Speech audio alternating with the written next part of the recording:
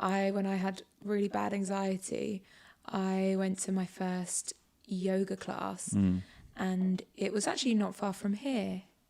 It's Fierce Grace is the studio, and it's an evening candlelit deep core yin class. Oh, wow. Super peaceful, extremely powerful.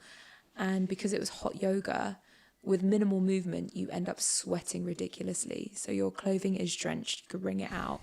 I looked like a hot mess. And I stepped out of that class at around 9:30 p.m. and just felt completely centered and at peace and calm. Amazing. And it was just through an hour workout. And I wouldn't even say it was a workout, because it was more like stretching. Yeah. Well, yin yoga is very static, isn't it? Yeah. Very a lot static. of it was pretty much on the floor. We're in hip opener exercises. A lot of leg stretching, and I had not felt that sense of like stillness for a while. I remember first getting in there being like quite irritated, like hurry up, like this hour is going to be the slowest, longest hour of my life. Yeah. And then eventually when you just surrender to the teacher and the stretches, and literally you're in positions where it's a stretch, you could get out of it at any point.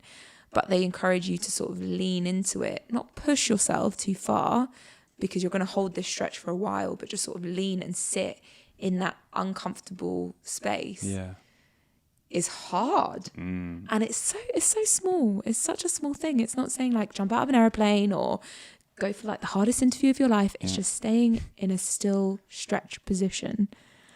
And a lot comes up. Some of the people, and I have also experienced like welling up in yoga classes, like feeling like, you know, they say you hold a lot of your emotions in your hips anyway, but being in those uncomfortable stretches and feeling like something else was unlocked, which when you're in a habit, you know, my life, like most people, is super just fast.